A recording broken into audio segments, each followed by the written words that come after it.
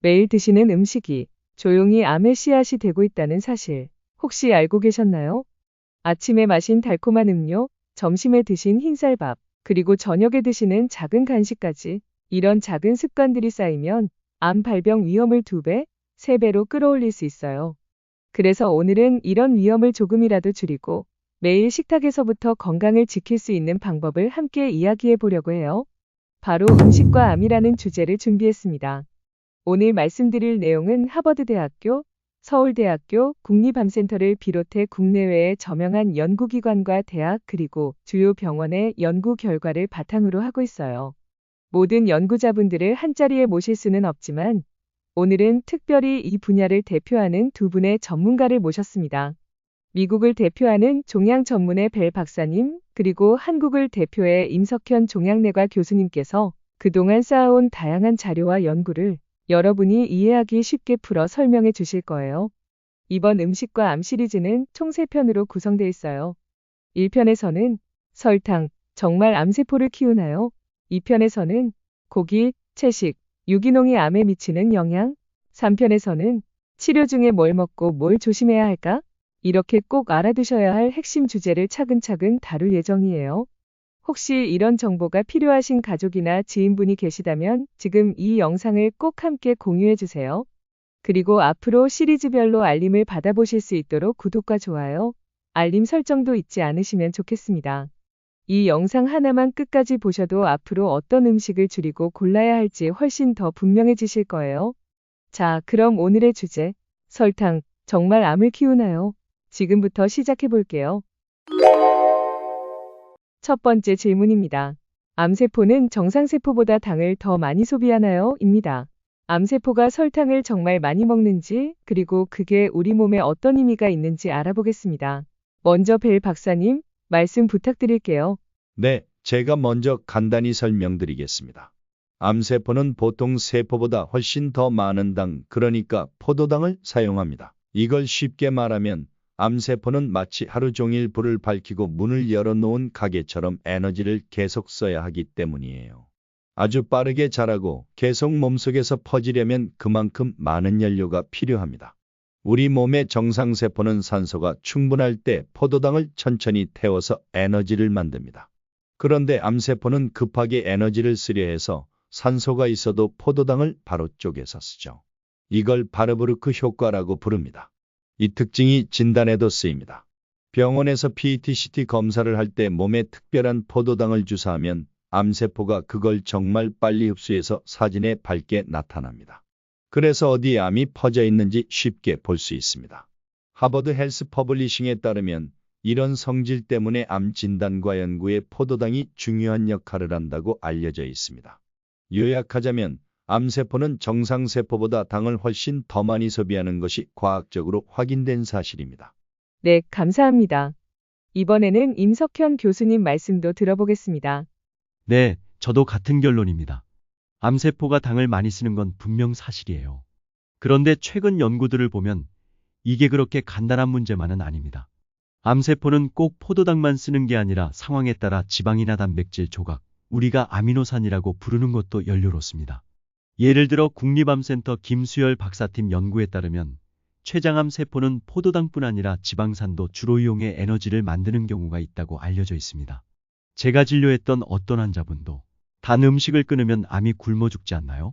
하고 물으신 적이 있었는데 실제로는 암세포가 다른 연료를 금방 가져다 쓰기 때문에 그렇게 단순하지 않습니다. 마치 냉장고에 다른 음식이 잔뜩 있어서 한 가지 재료가 떨어져도 계속 요리를 해먹는 것과 비슷합니다. 그래도 설탕을 너무 많이 먹으면 몸에 염증이 생기고 살이 쉽게 찌기 때문에 암이 자라기 좋은 환경이 됩니다. 그러니 단 음식을 줄이는 건 분명히 도움이 됩니다. 다만 너무 극단적으로 끊어버리면 몸이 약해지고 체력이 떨어질 수 있어서 식이요법은 반드시 담당 의사와 상의하시는 게 안전합니다. 2분 말씀을 들어보니 암세포가 당을 많이 쓰는 건 분명하지만 필요할 때 다른 영양도 얼마든지 이용할 수 있다는 점이 중요하네요. 그래서 단 음식을 줄이는 건 좋지만 너무 단순하게만 생각하면 안 되겠다는 점이 자리해댔습니다. 그럼 2번째 질문으로 넘어가 보겠습니다. 설탕이나 과당을 줄이면 암세포 성장을 멈출 수 있다고 하는데요. 이게 정말 과학적으로 맞는지 여쭤보겠습니다. 벨 박사님? 네, 이 질문은 정말 자주 받습니다. 암세포가 설탕을 많이 쓰는 건 사실이에요. 마치 늘 배가 고픈 손님이 가게에 와서 음식을 잔뜩 싸가는 것과 비슷합니다. 그런데 우리가 설탕을 줄인다고 해서 암세포만 따로 못 먹게 할 수는 없습니다. 정상세포들도 그 음식이 필요하기 때문이에요. 하버드 헬스 퍼블리싱에 따르면 뇌세포는 에너지의 거의 전부를 포도당에서 얻습니다. 그래서 당을 너무 적게 먹으면 머리가 어지럽고 힘이 빠지기도 합니다. 또 한 가지 짚어야 할 점은 과도한 설탕 섭취가 단순히 비만만 유발하는 것이 아니라는 점입니다. 실제로 하버드대 연구팀은 설탕이 많이 든 음료를 하루 한 잔 더 마시면 대장암 발생 위험이 18% 올라간다고 보고했습니다. 그리고 서울대 연구팀은 과당이 암세포 전이를 촉진하는 경로를 확인했습니다. 이런 연구들은 설탕 섭취가 대사화염증에 직접적으로 영향을 미쳐 암의 발생과 진행을 도울 수 있다는 점을 보여줍니다. 그리고 암세포는 꽤 영리합니다. 설탕이 줄어들면 바로 창고를 바꿔서 지방이나 단백질을 연료로 씁니다. 세인트루이스 워싱턴대 연구팀은 암세포가 포도당이 줄어도 다른 연료로 금방 대체한다는 연구 결과를 발표했어요. 저도 환자분들께 항상 이렇게 말씀드립니다. 설탕을 줄이면 건강에는 좋지만 그걸로 암을 완전히 멈출 수 있다고 기대하시면 안 됩니다. 오히려 잘못된 정보에만 의지하다가 몸이 더 약해지는 분들이 많습니다. 네, 감사합니다. 이번에는 임석현 교수님 말씀 들어보겠습니다. 네, 저도 같은 생각입니다. 설탕을 줄이면 몸무게가 줄고 혈당과 염증이 내려가서 건강에는 분명히 좋아요. 제가 진료 중 만났던 한 분은 설탕을 끊으면 암이 말라 죽는다고 믿으셨는데 실제로는 암이 다른 영양소를 쓰면서 계속 자랐습니다.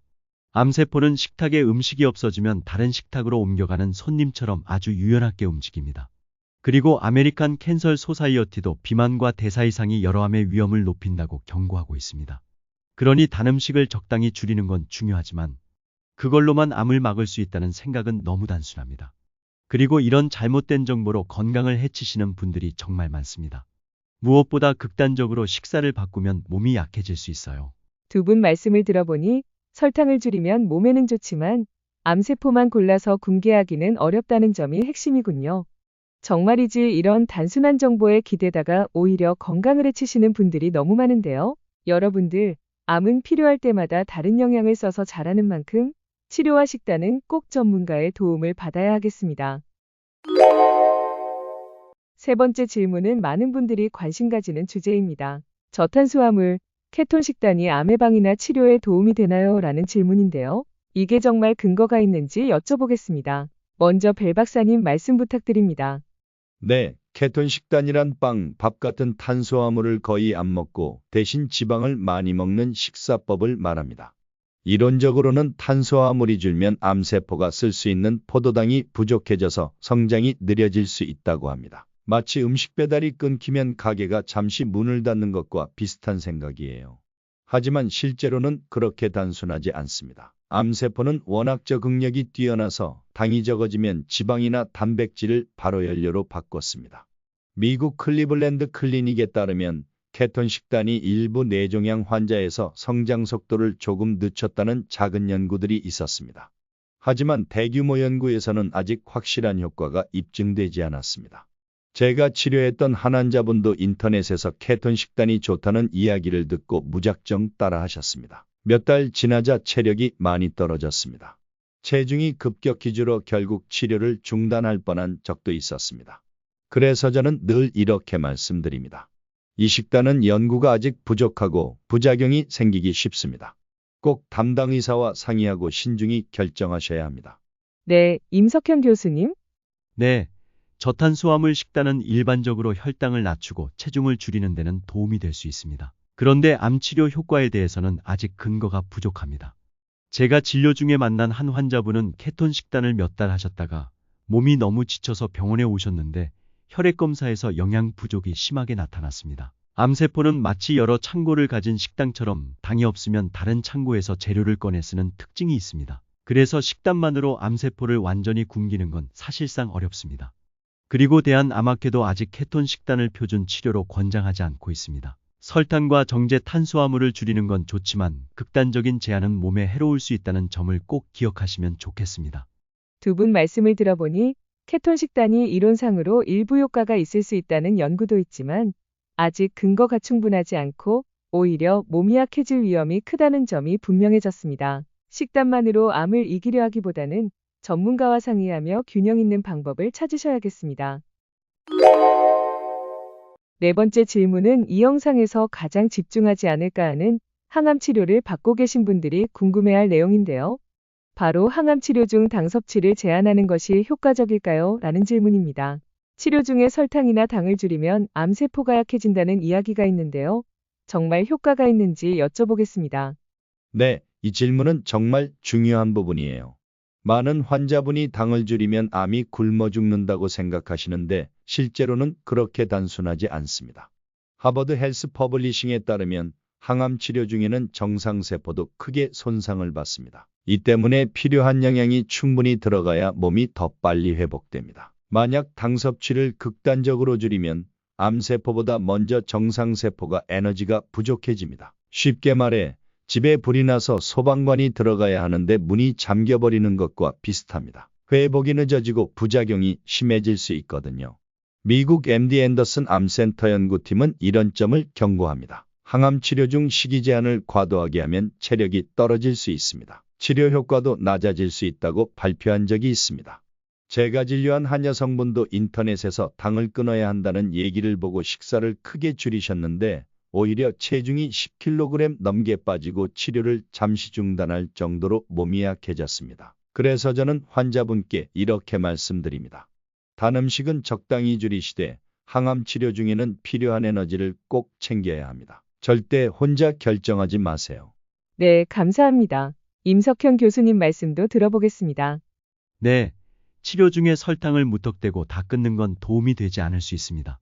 암세포는 당이 없으면 지방이나 아미노산으로 금방 연료를 바꾸기 때문에 당만 제한해서 치료 효과가 커진다는 근거는 부족합니다. 제가 진료 중에 만난 한 분은 항암 치료가 힘들어 식사도 줄었는데 거기에 설탕은 절대 먹지 말라는 말을 듣고 과일까지 끊으셨어요. 결과적으로 기운이 없고 혈액 수치가 나빠져서 입원을 하셨습니다. 이런 분들을 보면 마치 자동차가 기름도 없는데 타이어 공기까지 빼버린 상황과 비슷하다고 느낍니다. 차라리 균형 잡힌 연료를 유지하면서 치료를 받는 게 훨씬 낫습니다. 대한암학회에서도 치료 중에는 적절한 에너지와 단백질을 충분히 섭취하는 걸 권장하고 있습니다. 두 분 말씀을 들어보니 항암 치료 중에 당을 극단적으로 줄이면 오히려 몸이 약해지고 치료가 어려워질 수 있다는 점이 분명해졌습니다. 그래서 당을 적당히 줄이되 필요한 영양을 충분히 섭취하면서 치료받는 게 중요하겠습니다. 자, 다음 질문입니다. 이건 저도 참 궁금한데요. 바로 과일 속 당도 암에 해롭나요? 라는 질문인데요. 달콤한 과일도 설탕이 많다 보니 걱정하시는 분들이 많습니다. 네, 정말 많은 분들이 이 부분을 궁금해하십니다. 과일에는 포도당과 과당이 들어있어서 달콤한 맛이 납니다. 그래서 어떤 분들은 과일을 먹으면 암이 더 빨리 자라지 않을까 하고 걱정하시죠. 하지만 미국 암학회에 따르면 과일에 들어있는 당은 가공된 설탕과 다릅니다. 과일에는 비타민, 미네랄, 식이섬유가 함께 들어있어 몸에 유익한 점이 훨씬 많습니다. 예를 들어 사과를 먹으면 당만 들어오는 게 아니라 몸에 염증을 줄여주는 성분도 함께 들어오는 거예요. 마치 과일은 작은 종합 비타민 세트라고 생각하시면 됩니다. 제가 진료한 어떤 환자분은 포도랑 바나나는 절대 먹으면 안 된다고 듣고 아예 끊으셨는데 결국 기운이 없고 소화도 안 돼서 다시 과일을 조금씩 드시게 했습니다. 이후에 몸 상태가 훨씬 좋아졌어요. 그래서 저는 이렇게 말씀드립니다. 과일은 건강한 식단의 일부입니다. 가공설탕은 줄이시되 과일까지 무조건 끊으실 필요는 없습니다. 네, 저도 같은 결론입니다. 과일의 당은 정제된 설탕과 다르게 우리 몸에 긍정적인 영향을 주는 영양소가 함께 들어 있습니다. 국립암센터 자료에도 과일과 채소 섭취는 암 예방에 도움이 된다고 나와 있습니다. 제가 진료했던 한 환자분은 항암 치료 중에 달콤한 건 다 나쁘다는 말을 듣고 과일까지 끊으셨어요. 그런데 그렇게 하니 입맛이 사라지고 기운이 더 떨어졌습니다. 그래서 저는 작은 과일이라도 매일 조금씩 드시도록 권했습니다. 이후에 과일을 먹으니 마음도 편해지고 기운도 난다고 하시더라고요. 물론 과일도 한 번에 많이 드시면 혈당이 급하게 오를 수 있으니 한 끼에 큰 접시 가득 먹기보다는 소량씩 여러 번 나누어 드시는 게 좋습니다. 이걸 저는 과일도 하루에 나누어 드시는 작은 선물이라고 표현합니다. 그래서 저는 이렇게 말씀드립니다. 과일은 몸에 좋은 부분이 많으니 지나치게 두려워하지 마시고 적당히 드세요. 네, 과일에 당이 들어있긴 하지만 비타민과 식이섬유 등 좋은 성분도 함께 있어서 몸에 도움이 된다는 점이 중요하네요. 과일은 무조건 끊을 대상이 아니라 적당히 즐기는 건강한 식품이라는 점이 잘 이해됐습니다. 자, 오늘 마지막 질문입니다. 많은 분들이 그러면 당과 암이 관계를 알고 나서 구체적으로 어떻게 식사해야 할까 고민하시죠? 예를 들어 하루나 일주일 식단, 반드시 피해야 할 음식, 권장되는 음식이 있다면 알려주세요. 네, 이건 정말 실생활에 중요한 이야기입니다. 사람들이 가장 자주 묻는 질문 중 하나가 이제 뭘 먹어야 하나요? 입니다. 먼저 미국 암학회에서 권장하는 기본 원칙이 있습니다. 하루 식단에서 가공 설탕과 단음료를 줄이고 대신 채소, 과일, 통곡물을 충분히 드시는 게 좋습니다. 비유로 말씀드리면 당 섭취를 완전히 끊기보다는 빨간불 음식을 줄이고 초록불 음식을 늘리자는 겁니다. 빨간불 음식, 초록불 음식이요? 먼저 빨간불 음식부터 말씀드리면요. 콜라나 사이다 같은 단 음료, 캔디나 과자, 케이크 같은 달콤한 간식, 그리고 흰밀가루로 만든 빵이나 도넛 같은 것들은 최대한 줄이시는 게 좋아요. 이런 음식들은 혈당을 빨리 올리고 과도하게 섭취하면 체중 증가나 대사 문제로 이어질 수 있습니다. 반대로 초록불 음식은 좀 더 자주 드셔도 괜찮은 건강한 식품들입니다. 신선한 과일과 채소, 통곡물, 빵이나 현미밥, 견과류나 콩류 같은 음식들이 여기에 해당돼요. 이런 것들은 혈당이 천천히 올라가고 포만감을 주면서 영양도 풍부하거든요. 하버드 헬스 퍼블리싱 자료에서는 한 끼 식사는 이렇게 구성하는 것이 좋다고 권장합니다. 접시의 절반은 채소와 과일로 채웁니다. 4분의 1은 통곡물, 4분의 1은 단백질 식품으로 채우는 방법이죠. 제가 만난 한 분은 단 음식을 전혀 못 끊겠다고 하셨는데 저는 완벽하게 끊으려 하지 말고 점점 줄여가세요라고 말씀드립니다. 예를 들어 매일 마시던 콜라를 일주일에 2번으로 줄이는 것부터 시작하시면 됩니다.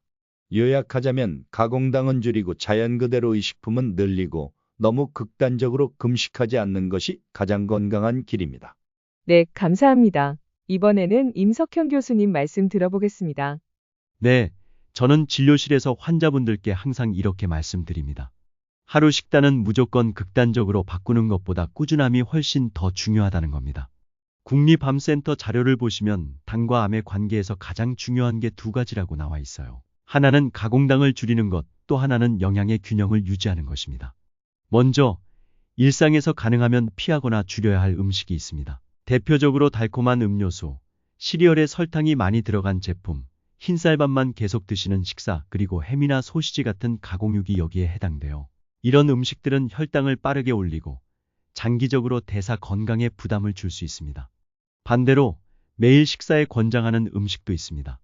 하루에 과일은 한두 번 정도, 예를 들면 사과나 배, 베리류를 드시면 좋고요. 채소는 매 끼니 반찬에 꼭 포함하시는 걸 권합니다. 흰쌀만 드시기보다는 현미나 잡곡밥으로 바꾸시면 더 좋아요. 또 단백질은 생선, 두부, 달걀 등 다양하게 섭취하셔야 균형을 맞출 수 있습니다. 마치 냉장고에 건강한 식재료를 채워두면 안심이 되는 것처럼 집에 과일과 견과류를 늘 준비해 두시면 좋습니다. 또 한 주 단위로 계획을 짜면 더 실천하기 쉽습니다. 예를 들어 일요일에 한 주간 과일과 채소를 미리 사두고 흰빵 대신 통밀빵으로 바꾸는 식으로요. 마지막으로 저는 늘 강조합니다. 식습관을 바꾸실 때는 완벽하려고 하지 말고 하루에 한 가지라도 좋은 음식을 더 드시는 것부터 시작하세요. 그리고 꼭 주치의나 영양사와 상의하시길 권합니다. 두 분 말씀을 들어보니 가장 중요한 것은 무조건 당을 다 끊기보다는 가공당을 줄이고 과일, 채소, 통곡물 같은 자연식품으로 균형 잡힌 식사를 하는 것이네요. 그리고 작은 변화부터 차근차근 시작하는 것이 가장 안전하고 오래가는 방법이라는 점도 잘 알겠습니다.